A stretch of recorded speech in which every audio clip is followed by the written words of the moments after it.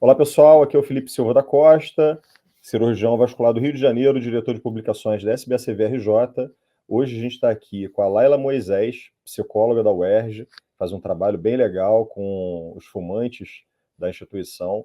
E a gente trouxe ela por ter essa associação direta do cigarro, do tabagismo de uma forma em geral, com as doenças vasculares. Laila, conta um pouquinho sobre você para a gente começar. Olá a todos, olá Felipe, muito obrigada pelo convite.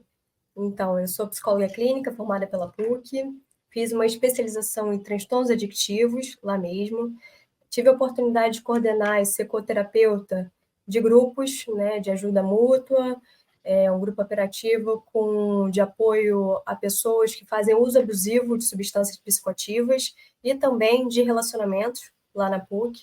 Então, passei alguns anos aí com essa oportunidade de trabalhar diretamente com isso. Em seguida, fiz uma pós em neurociência e comportamento e atualmente passei para psicologia médica na UERJ. Então, eu atendo lá no UP, tem sido bem bacana essa oportunidade atual de estar lidando, né, com pacientes internados nas enfermarias, também ambulatorialmente.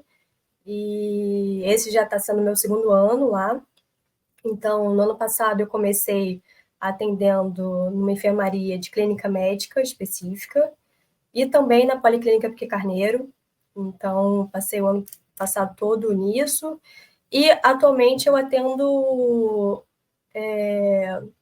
por parecer. Então, os médicos mandam parecer lá para a gente, para o nosso setor de psicologia médica, e aí a gente avalia cada caso e atende por parecer, e também tenho atendido no AMI, Ambulatório de Medicina Integral, toda segunda pela manhã, com os residentes de clínica da família e comunidade. Legal. E então, o seu trabalho não é diretamente lá com o tabagismo, né? Assim, é com qualquer adição que precise desse auxílio psicológico, independente da patologia associada, seria mais ou menos isso? Exatamente, exatamente. Depende muito da demanda, mas como as pessoas sabem que eu acabei me especializando em dependência química, Uhum. então eu acabo associando muito, né, ao atendimento a esse vínculo. E tem aparecido muitos casos, né, de tabagismo lá, tenho acompanhado bastante casos e tem sido bem bacana a experiência. Que legal. A gente chegou, né, eu conversando com o Marcos Areias, lá do serviço. O Marcos é parceiro de muitos anos, é diretor também da sociedade, e ele falando do serviço, do trabalho que vocês estão fazendo com os tabagistas por vínculo direto com as doenças vasculares, tanto venosas quanto arteriais, e a gente sabe como é importante esse suporte psicológico para o paciente deixar o vício. Eu sou ex-fumante, como eu tinha conversado com você num bate-papo anterior, e sei como é difícil largar uma substância que é aceita. Você fuma no carro, você fuma pouco antes de entrar no trabalho, você fuma tomando um café no trabalho. Então, é muito difícil para o fumante esse desprendimento, né, já que é uma droga aceita pela sociedade. Você vê essa dificuldade nesse trabalho com os tabagistas, já que é tão aceita, já que é vendida ali na banca da esquina, você acha que isso dificulta mais do que, por exemplo, o uso de uma substância ilegal? Qual é a sua interpretação profissional dentro desse trabalho com o paciente fumante de cigarro convencional? Então, eu costumo dizer que o tabaco é uma das drogas mais desafiadoras que tem, por conta dessas associações, que nem você disse, né? Por ser legalmente aceita, ela pode ser usada em qualquer local, momento, inclusive em ambiente de trabalho. Então, é Uhum. muito mais fácil a pessoa se associar e ter esse vínculo com o tabaco. Então, é muito mais difícil, desafiante, né, desafiador, lidar com isso. E aí é um dos desafios para a cessação do tabaco. Perfeito. É, Você vê uma resistência do corpo médico em trabalhar esse cigarro como uma droga propriamente? Ou você, pelo contrário, você vê uma integração do colega médico, não só da angiologia, mas como a gente estava falando, você trabalha em outras enfermarias, clínica geral, você vê um trabalho em conjunto forte, ou você vê uma resistência de ter esse apoio psicológico? Como é que funciona dentro das enfermarias e dos serviços esse trabalho de vocês integrado com os outros serviços? Eu vejo um trabalho em conjunto, e isso tem sido bem bacana, porque eu atendo com interconsulta, juntamente com o médico. E geralmente os residentes não têm muito hábito ainda de lidar com dependência química. E eles estão abertos para o aprendizado também. Isso é bem bacana. Então eu tenho visto realmente, porque tem que ser um trabalho multiprofissional, né, Felipe? Então eu costumo dizer que tem que ser junto, um trabalho em rede para lidar realmente com essa droga que é o tabaco. E me conta um pouquinho sobre esse seu trabalho, o trabalho que a gente recebeu, o tabagismo sob um olhar psi. Me fala um pouquinho sobre esse trabalho, o que te levou a fazê-lo, se é uma situação pessoal, se você tem algum fumante na família próxima, você sentiu necessidade de partir para um aprofundamento nesse tema. Conta um pouquinho sobre o trabalho. Não tenho nenhum familiar fumante, mas eu sinto muita necessidade de estudar e trabalhar mais com dependente química, porque hoje em dia o mundo está muito adicto, né, Felipe? De qualquer tipo de compulsão e adicção, as pessoas estão muito adictas. Então, acho que vai ser muito importante as pessoas saberem, estarem cientes dessa temática, dos transtornos adictivos. São muitas válvulas de escape, são muito processos de recompensa, as pessoas estão sempre querendo algo a mais, algum conforto. Então, esse texto, na verdade, foi um convite, né, para eu escrever um pouco sobre o tabagismo e sobre o olhar psi, e como que eu lido com as estratégias de lidar com essas pessoas, porque não é fácil. Eu sei que é difícil, mas é possível, né? Você, um exemplo, grande exemplo aí de ex-fumante, eu também não gosto de falar ex-fumante, porque sempre vai ser tabagista, que nem ex-alcoólatra, né? Ex-alcoolista. Isso não existe, né? Não tem ex-dependente químico. Então, isso é muito delicado, porque qualquer coisa pode ser uma válvula de escape para a pessoa, pode ser um gatilho realmente para a pessoa voltar a esse hábito. Concordo, concordo. E aquilo que a gente estava falando, com essa dificuldade de ser socialmente aceito, né? Uhum. Então, eu acho que, de repente, uma das drogas mais difíceis de se largar, não só pelo componente de vício dela, da nicotina, enfim, mas propriamente por conta dessa possibilidade de ser usada socialmente sem alguma restrição. Eu acabei no.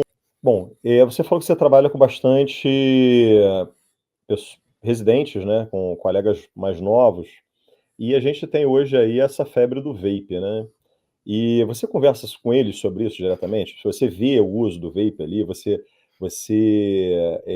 está tendo essa presença ali, trabalhando com esse pessoal mais novo, dessa substância nova que a gente desconhece até o que vai levar, o que pode levar, inclusive, de doenças, a gente ainda está descobrindo um pouquinho?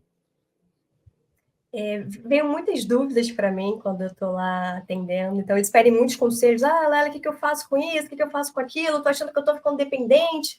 E o que você acha? Então a gente conversa bastante, uma conversa bem franca mesmo, porque realmente pode levar a um uso mais dependente e um uso nocivo, né? Talvez até um uso abusivo de substâncias, por ser rápido, por não ter cheiro. Então, tem muito disso, né? Nas festas, geralmente, eles falam, quando eles saem dos plantões, tem essa válvula de escape, que é o vape, também o álcool está muito associado também, com o cigarro, com o tabaco. Eu tenho visto muito isso. E, geralmente, tem tido muitos pacientes, e até pacientes também de idade, com dificuldade de parar, por conta de doenças, né, doenças crônicas, doenças graves, que é necessário parar, ter essa cessação, e aí como lidar com esses pacientes que precisam parar. Também é outro desafio, porque eles estão acostumados, né, tem uma rotina, tem rituais, acorda, 30 minutos depois está fumando um cigarro, e aí fuma depois do cafezinho, antes do almoço, depois do almoço, como digestivo. Então, tem muitas associações que levam aos pacientes ficarem mais resistentes também. Sim. Você faz algum trabalho junto dos colegas médicos para essa abordagem? Que a gente sabe que o paciente, principalmente os pacientes com menos escolaridade, de repente, eles confiam muito na opinião do médico, né? Eles têm o médico ali como uma referência importante de conduta no tratamento, obviamente, e na vida deles. E você faz algum trabalho com os colegas de ponto de abordagem, de como abordar esse paciente, para aumentar essa taxa de conversão do paciente em não fumante? Existe um trabalho específico para isso com os colegas das enfermarias? Então, diretamente não. É mais Uhum, indireto, na hora que a gente vai trocar sobre o caso. Acontece esse trabalho, sim, inclusive no ambulatório também, que eu acabo tendo mais acesso ao residente diretamente ali, porque ele vem, traz o caso, aí questiona lá, o que você acha disso, o que a gente pode estar fazendo.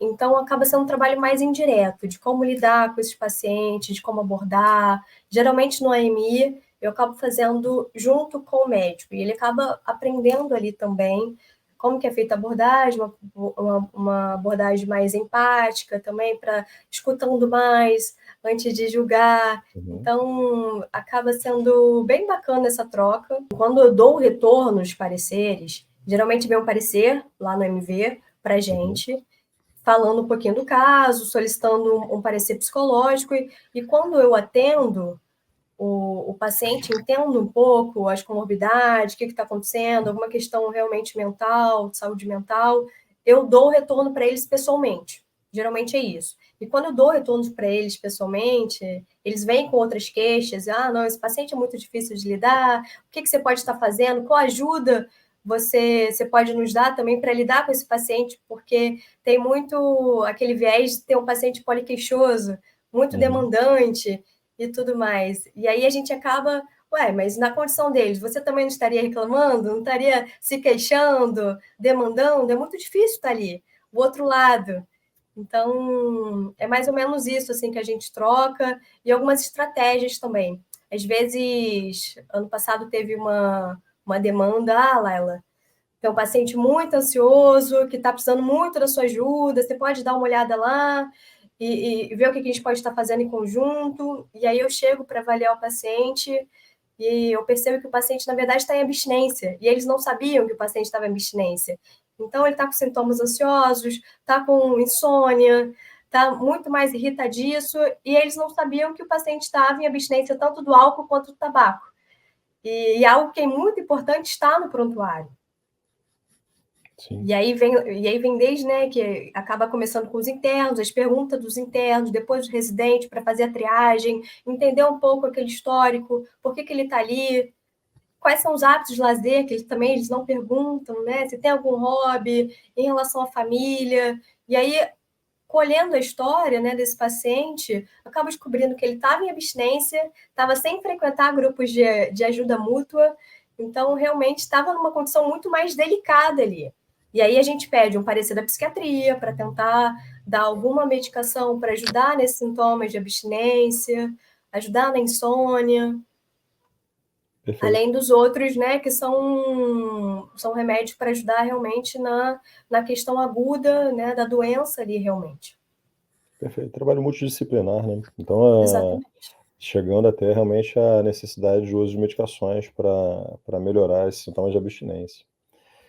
Laila, para a gente encerrar aqui o nosso bate-papo, se de repente alguém estiver ouvindo aqui, até uma colega psicóloga, no seu caso, ou um estudante de psicologia, quiser conhecer o serviço de vocês lá na UERJ, qual seria o caminho para essa pessoa chegar em você, ou chegar lá no serviço, bater na porta, manda um e-mail, como é que funciona isso? Que eu tenho certeza que vão ter outras pessoas interessadas em conhecer o trabalho de vocês. Colegas de outros hospitais universitários Uhum. também que queiram fazer o mesmo trabalho. Bom, gente, eu sou aluna, né, da especialização em psicologia médica, estou finalizando agora em março, e esse curso acontece anualmente, e a gente se coloca à disposição também para qualquer dúvida, qualquer ajuda que precise, eu também me coloco à disposição. Vocês podem me mandar um e-mail ou entrar em contato também com o Felipe também, né, fazer esse link. Meu e-mail é laila.moisés, com y, @gmail.com. Que vocês precisarem, eu estou à disposição. Laila, muitíssimo obrigado pela sua atenção. Tenho certeza que o serviço da UERJ de angiologia e de cirurgia vascular se beneficia do trabalho de vocês. A gente sabe que essa relação do tabagismo com as doenças vasculares é intrínseca, é um dos maiores fatores de risco. E com certeza esses pacientes eles se beneficiam desse suporte psicológico, e os colegas médicos se beneficiam também dessa troca com vocês, principalmente, como a gente falou aqui várias vezes, os colegas mais novos, que podem realmente mudar essa abordagem inicial do paciente, né? E a gente chegar a resultados mais favoráveis sempre contra o cigarro. Obrigado pela atenção. Pessoal, espero que vocês tenham gostado. Laila Moisés, psicóloga da UERJ, esteve aqui com a gente, prestigiando a nossa revista. Muito obrigado, Laila, e a gente se vê numa próxima oportunidade. Muito obrigada, Felipe. Até mais.